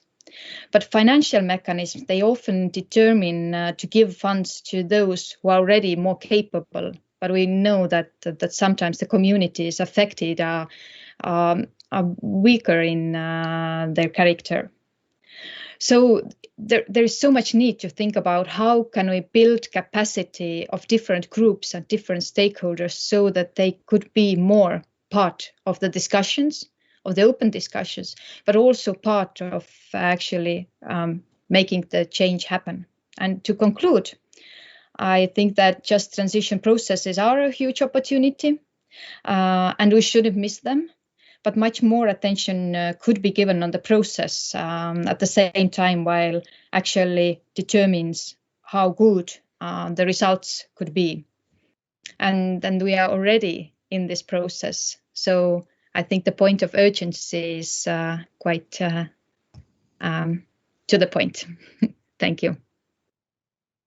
Thank you, Maris, for giving that perspective from Estonia, but some very universal truths in your statement. I think it's always very important to remember that vision is essential, and vision cannot just be imported. You have to actually create vision within communities and regions about the future. And, that takes us on to, the 3 C's you spoke about: co-creation, coherence of policy, and capacity building. They are the route map towards that vision. So thank you very much, Maris, for that. I'm conscious of our time. We're always up against it with the clock in these sessions, but we have got about half an hour left, just less than half an hour, for question and answer. And what I would suggest is that we perhaps start with a question that cuts across all the panelists. And we have had a number of questions from the floor, and then I'll allocate them to the most appropriate panelist. However, as I said, it would be nice to start with a question for all the panelists. And we have one that was submitted previously, or we have one that was that is a previous question. I'd like to ask each panelist in turn, and I'll do it in the way that in the order that you spoke. How will a Building Back Better agenda differ from a business as usual agenda at the regional and local levels? So could each panelist just give us short insight, just 1 or 2 suggestions on how a Building Back agenda will look different to a business as usual agenda in the coming months and years at the local and regional level? Sandrine, could you please give your thoughts on that? Sure. First of all, can I just say thank you very much to all of the incredible presentations of the panelists. Really very informative and well done on all of your thinking as to how we can indeed build back better. So again, let's talk about building forward. So already, let's not talk build back better, because that pretty much is a business as usual discussion. And let's think about building forward. And building forward means not investing in the usual systems. So a few examples, not necessarily linked to coal, but I think are incredibly important. Not investing in the current aviation sector unless they indicate that they will stop all short haul flights that can actually be replaced by trains. That is one way to ensure that we do things differently. Or within the coal sector or other energy sectors, ensuring that, one, we prompt investments in renewables or new types of technologies and empower communities in those communities at the same time. So that means thinking about bringing that technology, bringing that industry to those communities and offering it to them, or building it up from scratch. We're seeing in Poland, and of course the others that are representing some of those countries from Central and Eastern Europe will know better than me, but there's a huge services industry that is developing around renewables in the Central and Eastern European countries. And what I keep on hearing often from those countries is, you know, we don't want to be dependent on Western technologies. We want to have our own technologies. We want to figure out how we can create our own ecosystems, our own economy. So we need to get better, West and East, at working together to ensure that there's knowledge exchange, and it's not just the West dumping their technologies on the East. That would be a couple of suggestions. Two very good suggestions as well. Thank you, Sandrine. And I also like your point. There's something wrong with the term building back better. We should scrap the term and talk about building forward. So thanks for that point. Very, very good point. Rumyana, I was wondering if you would just care to give maybe one or two impressions about how a building forward agenda would look different from a business as usual agenda from your perspective in Bulgaria. Please, Rumyana, you have the floor for a couple of minutes. Thanks, Robert. Actually, what I could say that we need new business models based, as Sandrine said, to new approach, new technologies. This connection building between the business and scientific organizations should be more stronger. And here in the region in Stara Zagora, as I said, we established a new industrial zone, Zagora, and a year ago, the team of the zone, we started building a laboratory for virtual immersive multi-wall reality, as it was supported by the advisory hub of the European Investment Bank. Now this laboratory actually will be running by the Track University, which is very strong in its multidisciplinary, dedicated to the life science and biotechnologies. And this laboratory actually will be the ground for the digital innovation hub already established by more than 25 businesses and local authorities and scientific organizations here in the region, in order actually to build this new ecosystem which will drive this transition period, not only from coal to low carbon, but also as a post-COVID pandemic recovery. And yes, new business models are really necessary to start these new businesses here, and not only. Thank you. Thank you, Rumyana, for that very practical point in regard to business models. I'd quite like to actually, given time is short, now move on to Katrin for her view from perhaps the trade union perspective of how, you know, what will the new agenda look like rather than business as usual at the regional and local level. Katrin, a few thoughts from you would be appreciated. Mm-hmm. I could really support Rumyana's point on that building forward means developing new fields of sustainable economic activity, new products, new technologies, new business models. But what we see is that many companies, many employers are very short-sighted. They try to get the last bit of profit out of all technologies and products, and oftentimes are not very into thinking about the future, how they will earn their money in a green economy.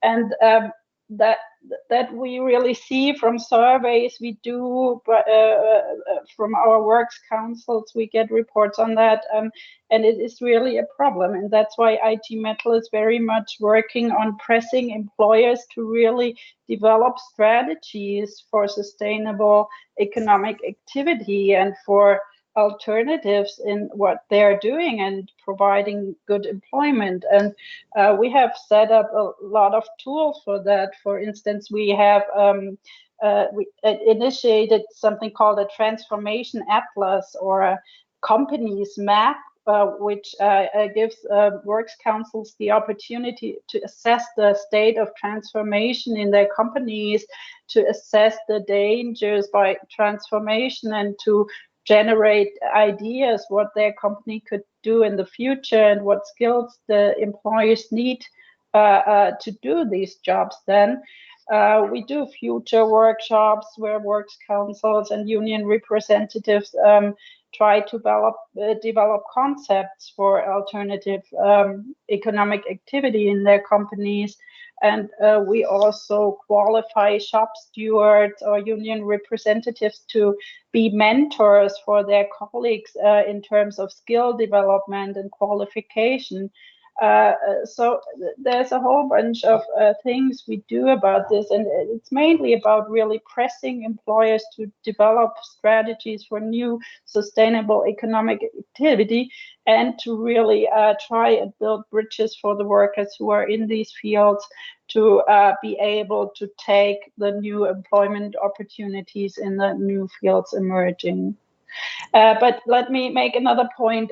I think that we really should also talk about the role of the state, not only about the role of the companies and the unions, because the state, if that transformation has to become successful, has to take an active role in really guarding this process and really putting in resources and putting in expertise and support in terms of industrial policy and in terms of building up infrastructure for the green economy to really foster sustainable innovation and so on. So it is really important that the state takes a more active role in that, and that we learned from the COVID crisis he can do.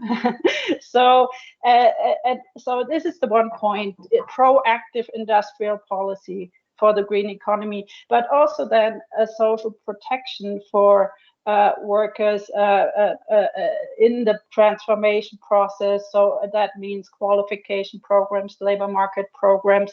But for those who it doesn't work out, you also need unemployment benefit, you need early retirement programs, and so on.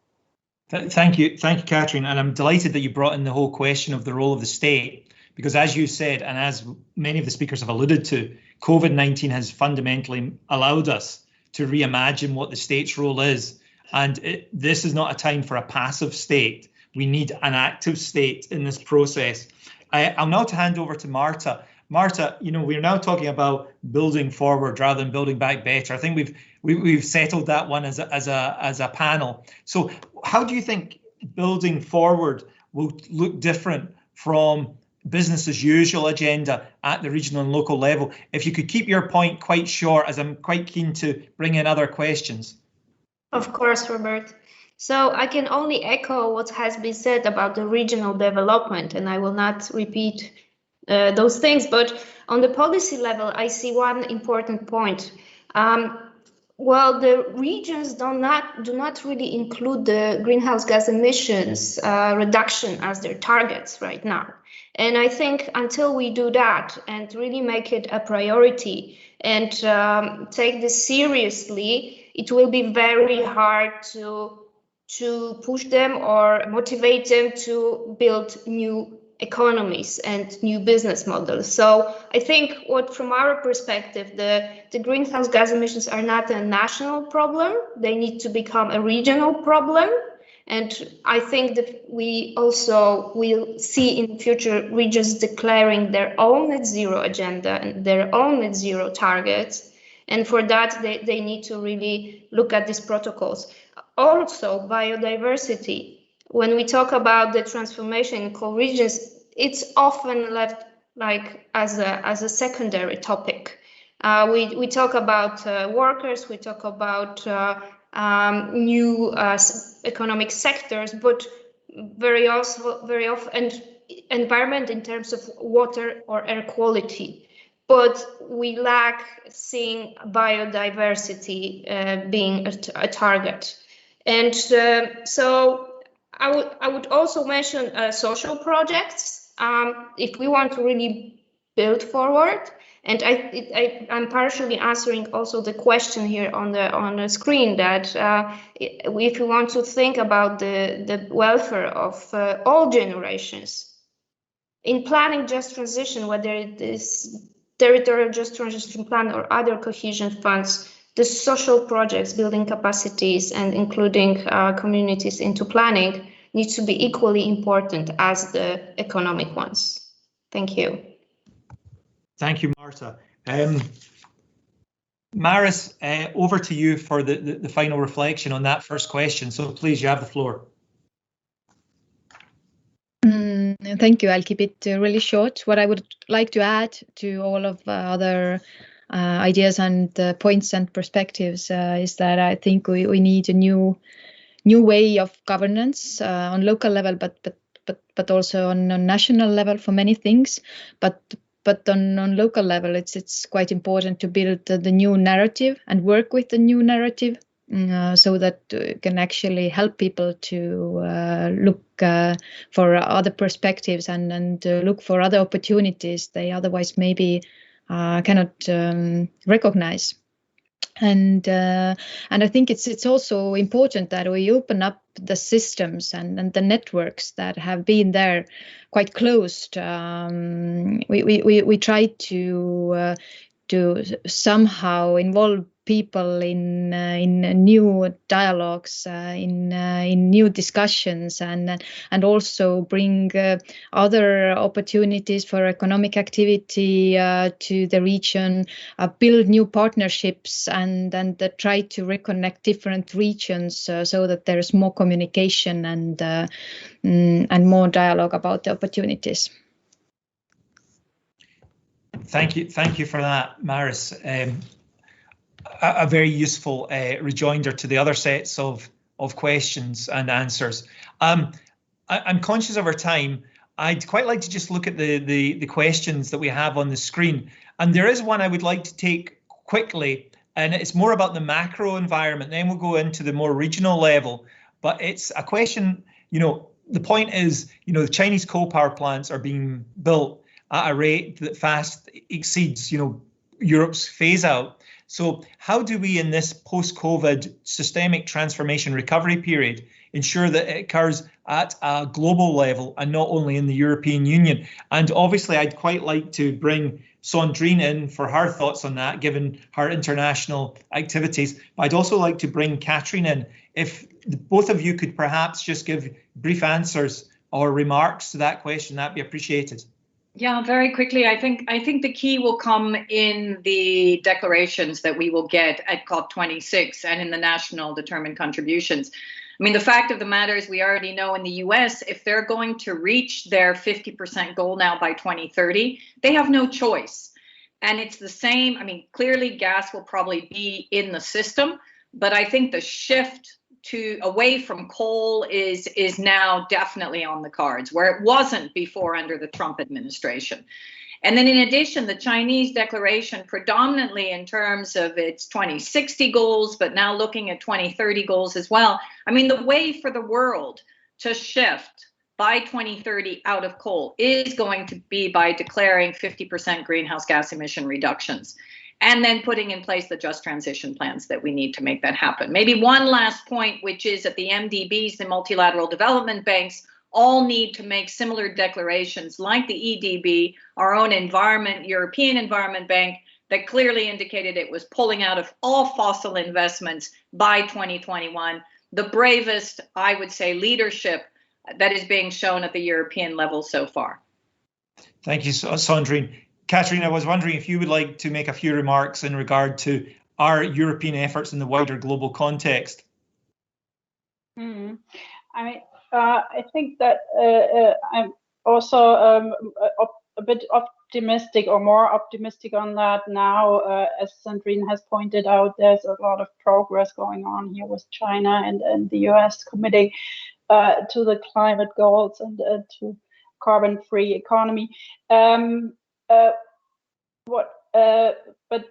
of course, we have to now set the climate goals which are agreed upon into practice. They have so that talking about goals is one thing, and you can set the goals even higher and higher and discuss about that. Should it be 55%, 60, 65? On the EU level discussion, but how do we get there? That's the more important important point, and we see that this is quite ambitious. Even to reach 55% reduction is a big challenge, and it needs really a fundamental transformation of the industries I talked about before.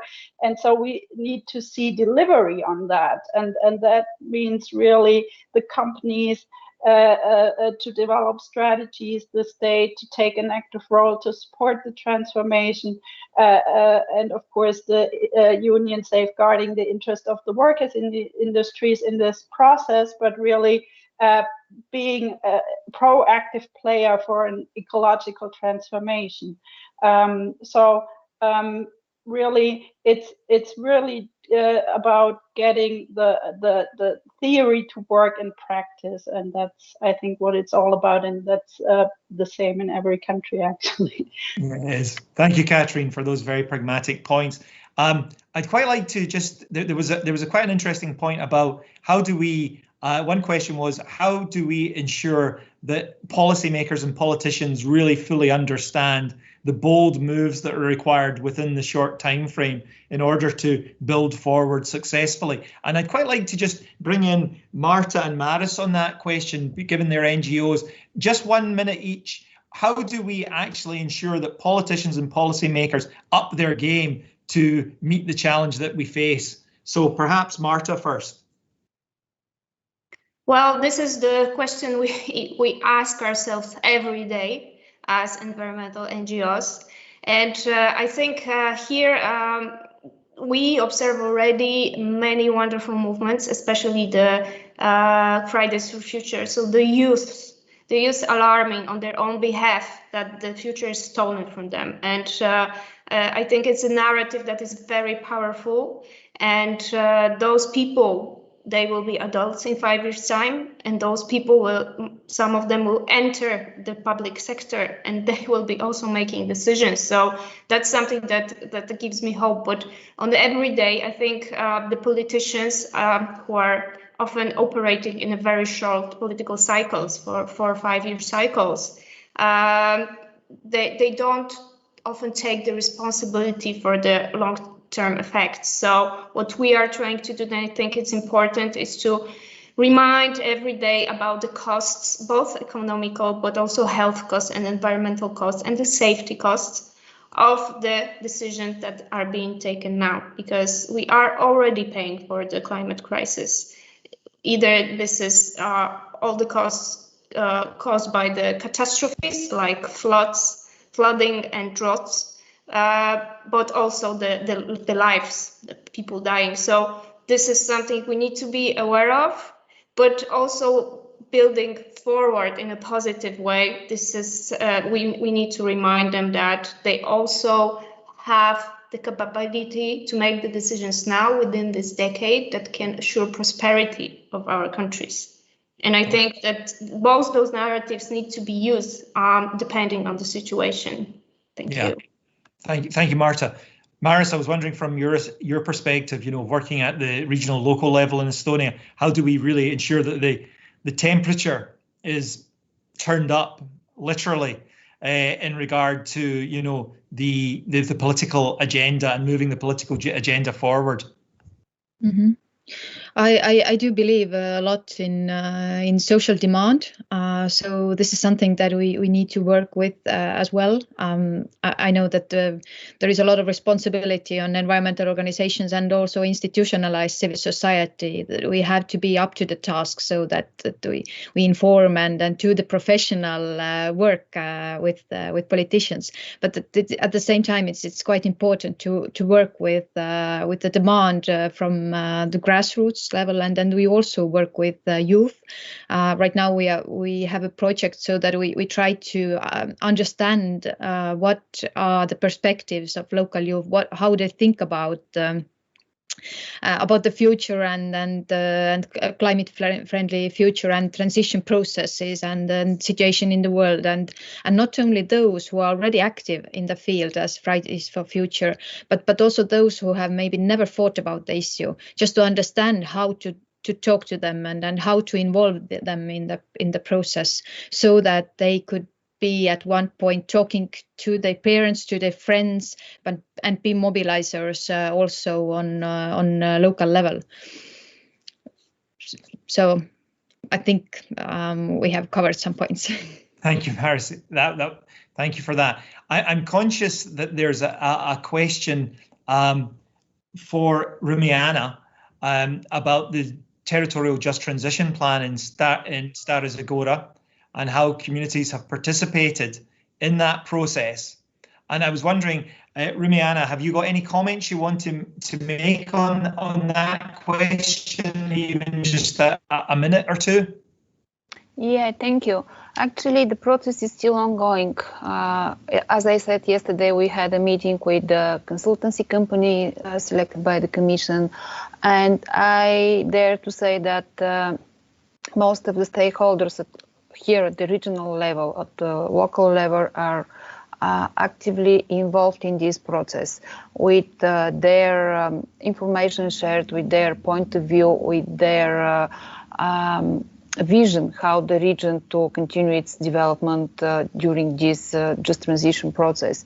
And it's since the beginning in this way. Actually, as I'm a more active person, I'd like this to be more intensive process, but I have to say that it needs time to have information, to analyze it, to share it, to discuss with the stakeholders.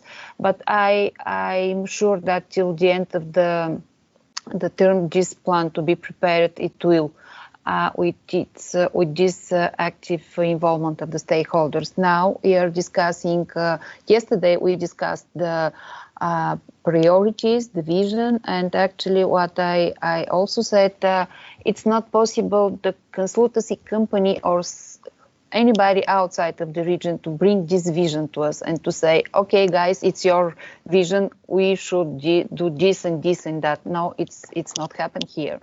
And because Orthodoxy Easter actually is the end of this week. And after that, we'll continue with the meetings between the consultancy company and each stakeholder to discuss the possible projects to be included, to be developed in order to achieve our vision, our goals. And I'm optimistic about the just transition plan here in Stara Zagora, actually. Thank you, Rumyana. And I think that's a really good point. Speaking as somebody who's worked in consultancy, never outsource your future or your vision to a consultancy. That is for the community to do. I noticed there's a question in regard to co-regions and job creation for miners. And there's a wider question about how do we ensure that transition is not just about the miners, but their families, but there's also the question of, you know, gender recognition, the need to integrate more women, more females into the workforce. And I know our time is short, but I was wondering if Maris and Marta could perhaps just say one or two comments on that, you know, just 30 seconds each. Yes, I can just start saying that it's really important that the whole community is looked at as a whole. There are different groups and different needs, and all of these need to be addressed. In Estonia, for example, in the Ida-Virumaa region, unemployed women is a huge problem because they actually lost their jobs, or the unemployment rate of women got high around 20 years ago. So many of them stayed at home so that their husbands are often the main caregivers, or not caregivers, but working outside, and women stayed at home and then started to be caregivers. And now what is also needed and also addressed with the just transition process is that municipalities need to start developing social services that they didn't need to offer before. Because if we work with women as well and try to find them job opportunities outside home, and then families need services outside home they didn't need before. So it's a very complex issue, and you need to look at the community on the whole to see what are the opportunities and what are the needs, and also it depends also on the education and educational systems in the infrastructure, what is provided, how can you involve and engage different groups into different programs? Thank you, Maris. I feel quite bad asking you to answer very complex questions within very short time frames, but I think you clearly said this is about systems thinking, as Sandrine discussed earlier. Marta, have you got even just one or two comments? If you could keep it to just a matter of a minute, that would be great. Okay, I'll try. So, of course, we don't want to focus only on minors, because we are aware that the intervention needs to be addressed to all of the groups. But since minors and also non-direct jobs, as we call it, are in the center of attention right now, when we, for example, discuss the phase-outs in Poland or Greece that has a date set already, we thought that this needs a really fact-based data in order to project these interventions properly. And even the minors are not a homogeneous group. You need to be aware that they are not all full-time workers. They are temporary workers, and also the age is really a big creates a big difference. A younger minor would need a complete different reskilling scheme than an older one. So, but yes, the women and the gender are important factor. And actually, we as a WWF, we have prepared a tool, a scoring tool for territorial just transition plans that is available online. Everybody can use it. And we've put a gender as one of the criteria because it's a traditional problem that in the coal mining regions, the women are not so much present on the labor market. So it needs to be addressed, but it's also a question of the future. Can we actually, not leaving the coal specificity behind, can we really allow ourselves to build a new prosperous future where half of the population is not working? I guess the answer is pretty clear, and this needs to be taken into account. And of course, also youth, but I think we already tackled this before. Thank you. Thank you, Marta. Thank you. I'm conscious of our time, and we do have two quite significant questions posed that have not been answered. But I would like to actually hand the floor to Sandrine for these two questions. And the first one is about bringing new technologies and jobs to affected locations, and what measures and actions can be taken to support such a diffusion of technologies and jobs. And Sandrine, I was very struck by your optimism in regard to this issue earlier in your presentation. So I'd quite like you to perhaps spend the last few minutes reflecting on that.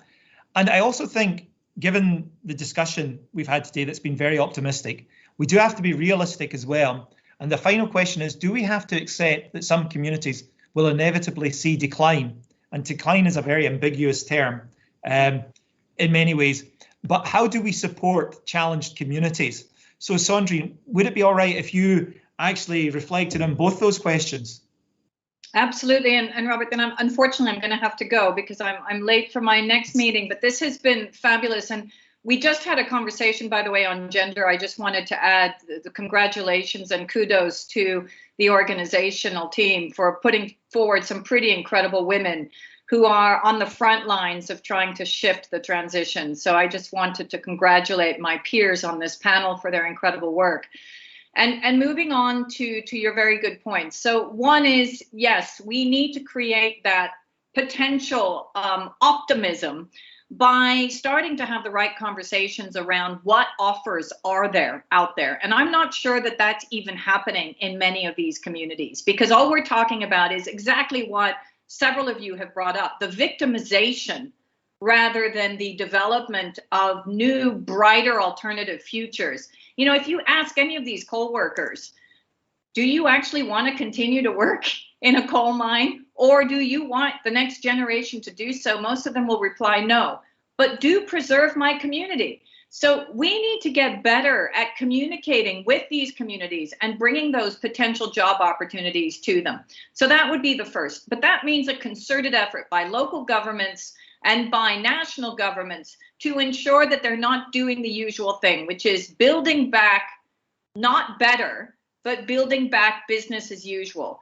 And that means focusing on existing stranded assets rather than moving and shifting, taking out subsidies, taking out all that aid that is going to all those old stranded assets and starting to think new. The second key point is around, yes, there will be losers. There always are in economic transitions. Every single industrial revolution has been built, unfortunately, on new opportunities and losers. How can we ensure that we buffer that? That needs to look at new taxation strategies and also potentially a universal wage. We may have to get to the point where we think about ensuring that we continue to give lives and livelihoods and opportunities to people who will not necessarily be active in an economic sense. But that doesn't mean that we can't create activity in terms of a societal sense. These people, citizens, should not be totally disenfranchised and not be active in contributing to the society, but they may not be as active in this new economy. And that we need to take into consideration with taxation structures and wage structures that may need to shift. Thank you, Sandrine, for that excellent summation and response to those two questions.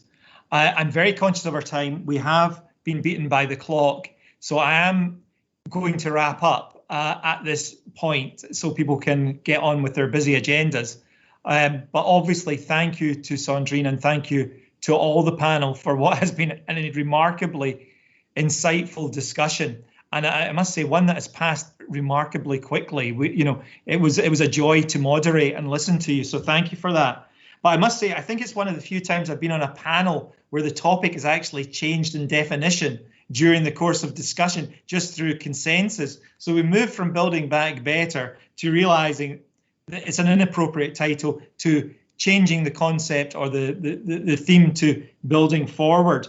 And I think one of the things that is so true about this building forward agenda is it's not about winners and losers, as Sandrine says, but it's actually about how we're all beneficiaries of the process. And it's about triangulating the economic, the environmental, and the social. And I think it's fair to say that the process of transition is accelerating. We've seen that with the new emission targets that have just been announced for the European Union. But we also have to accelerate our thinking and our processes for transition. And I think today was a recognition that there's a lot of optimism, there's a lot of good ideas, but we're at the start of this journey. And it's a journey that we have to actually begin to really move quickly on. We are moving, but we have to accelerate the process of innovation if we are to respond to the challenge of transition.